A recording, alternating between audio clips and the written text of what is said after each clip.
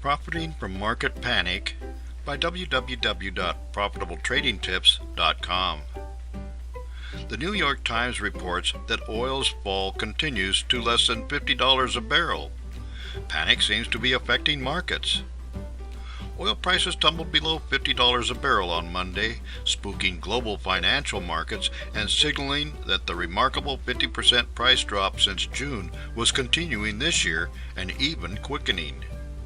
The new drop in American and global benchmarks of more than 4% was accompanied by a series of reports of increased Middle Eastern oil exports, continuing increases in American production despite planned exploration cutbacks by many oil companies, and renewed worries about the declining economic fortunes of Europe.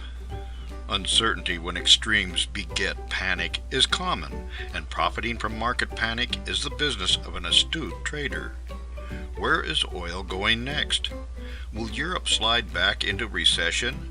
Will the Eurozone break up with the exit of Greece over debt issues? How long will the recession last in Japan? And how badly will an industrial decline in China affect raw material suppliers in the developing world? There are a lot of concerns in the markets and several means of profiting from market panic. Panic in the energy sector.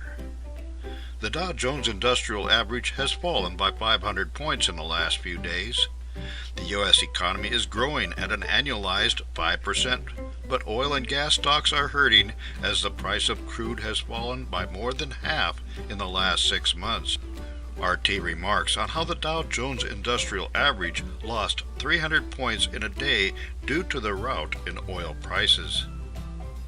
The Dow Jones Industrial Average has lost over 300 points as the U.S. crude oil prices briefly dipped below $50 per barrel, thrashing energy stocks on Monday. This situation requires application of both fundamental and technical analysis. There is certainly too much oil and natural gas chasing too few buyers as, outside of the USA, economies cool across the world. There is also panic, and profiting from market panic requires not only a solid knowledge of fundamentals, but also an eye on technical analysis signals, as fear and greed drive prices above and below what fundamentals dictate. Buying or selling Chinese stocks. The Shanghai Stock Exchange is at a 5-year high and continues to go up at the start of 2015. The fundamentals here are that the Chinese real estate bubble is starting to deflate, and investors are pulling money out of real estate and putting it into the stock market. The Wall Street Journal notes the rally in Chinese stocks.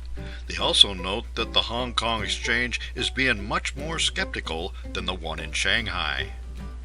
Stocks in China started the year with a bang Monday, with Shanghai ending at a more than 5-year high and China's commodity sector defying a further tumble in global oil prices.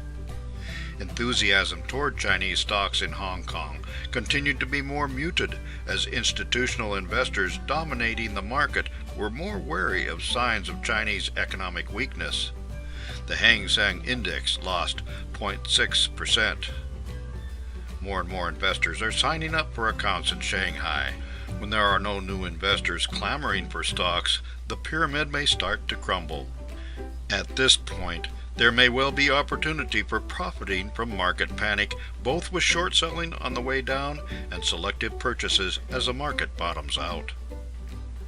For more insights and useful information about trading stocks, commodities, or Forex, visit www.profitablетradingtips.com.